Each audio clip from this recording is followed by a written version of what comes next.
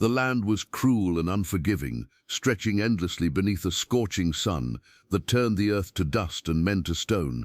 Out here, in the forgotten corners of the frontier, lived those who had no place in civilized society.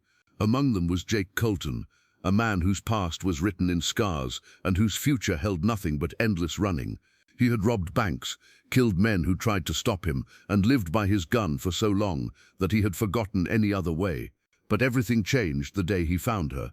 She was dying when he discovered her by the dried riverbed, left behind by her own people after a cavalry raid had scattered her tribe. Her name was Morning Star, and she had been cast out for refusing to marry the war chief her father had chosen. Jake had no reason to help her, but something in her fierce eyes, even as death approached, made him stop. He gave her water, tended her wounds, and when she could finally stand, he did something that shocked even himself. He asked her to stay with him, to be his wife in this lawless land where neither of them belonged. Word spread quickly through the territory. An outlaw had taken a Comanche bride, and the cavalry was coming for her. Not because they cared about her safety, but because her father was Red Sky, a powerful chief whose cooperation kept the peace treaties intact. Without his daughter returned, the fragile agreement between the settlers and the Comanche would shatter, and blood would flow across the plains once more. Jake knew they would come, but he had made his choice. Together they rode deeper into the Badlands, finding shelter in a hidden canyon where ancient rocks formed natural walls against the world. There, in that secret place, they began to build something neither had thought possible, a life together. Morning Star taught him to read the signs in the wind, to find water where others saw only dry rock, and to move through the land like a shadow. She showed him which plants could heal wounds and which roots could sustain them when game was scarce. Her hands, skilled in the old ways, turned their crude shelter into something that could withstand the harsh winters and burning summers. In return, Jake taught her to shoot his rifle, though she proved naturally gifted with weapons. He showed her how to read the movements of white men, how they thought and planned, and where their weaknesses lay. Together they hunted wild horses, which Morning Star could gentle with a patience Jake had never seen. They traded with the few Mexican merchants brave enough to venture into their territory, always careful to hide their faces and change their patterns.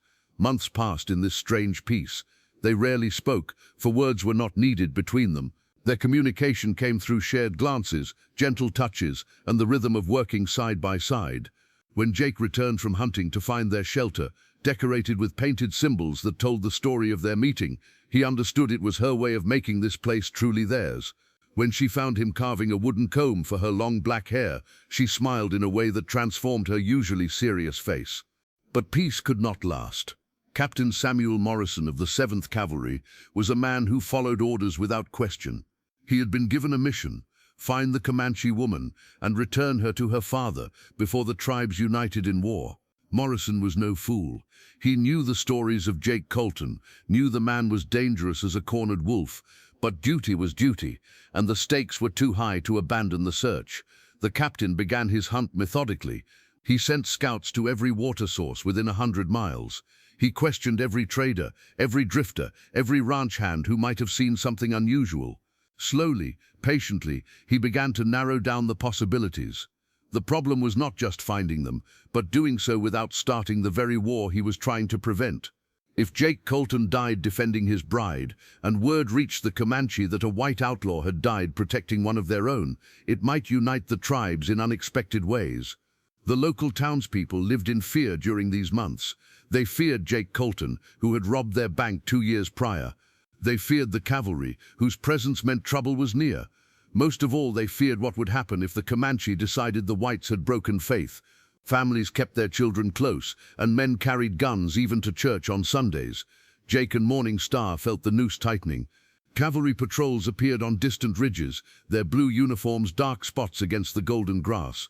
Once a scout came within 50 yards of their hiding place, but Morning Star's knowledge of concealment saved them. She had covered their tracks with the skill of her ancestors, leading false trails that led the soldiers in circles. They were forced to move deeper into the canyon system, abandoning the shelter they had built with such care. Their new refuge was a cave behind a thin waterfall, accessible only by a treacherous path that Morning Star navigated with ease, but would slow any pursuing force. Here they made their stand, knowing that running forever was no life at all. The cavalry's search grew more intense. Morrison brought in Apache scouts, traditional enemies of the Comanche, who could read signs that white soldiers missed.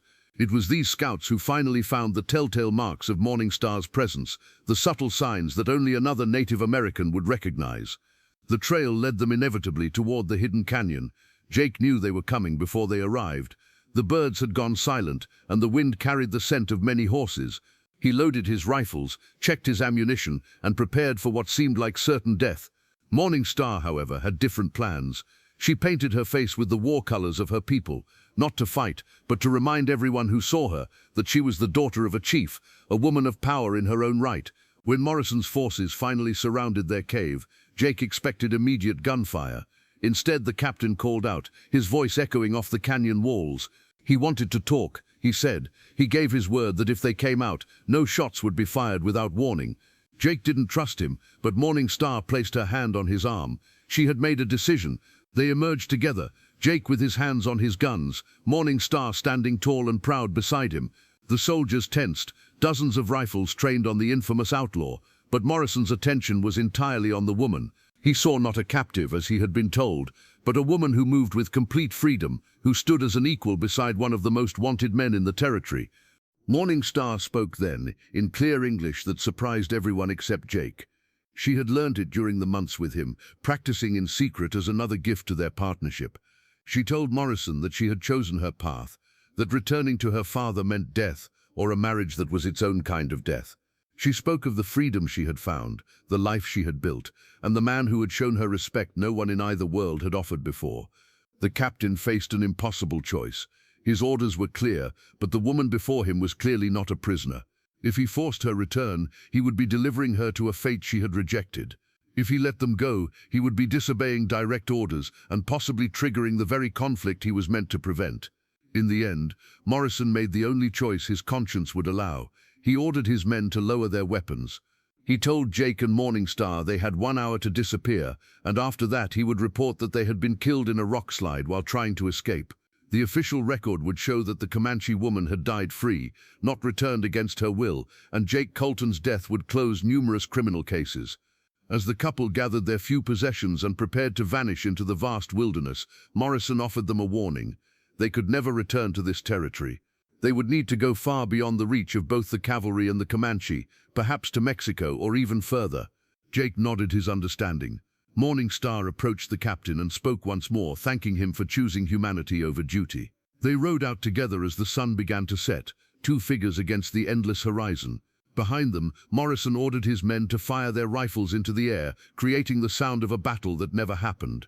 The echoes would support his report of a deadly confrontation, and the smoke would be seen by distant observers who would confirm his story. Jake and Morningstar headed south, toward lands neither American nor Comanche law could reach. They had no illusions about the difficulties ahead, but they had already survived the impossible. Their love had been born in defiance of everything their worlds believed, and it had proven stronger than the forces sent to destroy it. In the following weeks, the news spread across the frontier. The outlaw Jake Colton was dead, killed while defending a Comanche woman who had chosen him over her own people. Red Sky, Morningstar's father, accepted the news with the stoicism of a chief who understood that some spirits could not be caged. The peace treaties held, strengthened perhaps by the story of two people who had found common ground where others saw only division. Captain Morrison never spoke of what really happened in that canyon. When asked about the incident, he would only say that justice had been served in its own way. Some of his men whispered the truth in saloons and around campfires. But the story became legend, changing with each telling until no one could say for certain what was real and what was myth. Somewhere far to the south, in a place where the desert meets the mountains, two people built a new life. They raised horses, traded with local villages, and lived each day as if it were both their first and last together. They never used the names Jake Colton or Morningstar again, becoming instead just another couple scratching out an existence on the edges of the world. Their story became a favorite among the drifters and outcasts of the frontier, proof that sometimes love could triumph over law, that freedom meant more than safety, and that home was not a place but a person. It reminded those who heard it that the West, for all its violence and hardship, could still be a place of transformation and unexpected grace. Did you find yourself rooting for Jake and Morningstar to escape their pursuers? Stories like this remind us that the American frontier was more complex than simple tales of cowboys and Indians might suggest. If this story captured your imagination and made you think differently about the Old West, please hit that like button below. Subscribe to our channel for more untold tales from America's wildest era, and drop a comment letting us know what you think really happened to Jake and Morning Star after they disappeared into the desert. Did they find their peace, or did their past eventually catch up with them? Your thoughts and theories make these stories come alive, so share them with our community of history lovers below.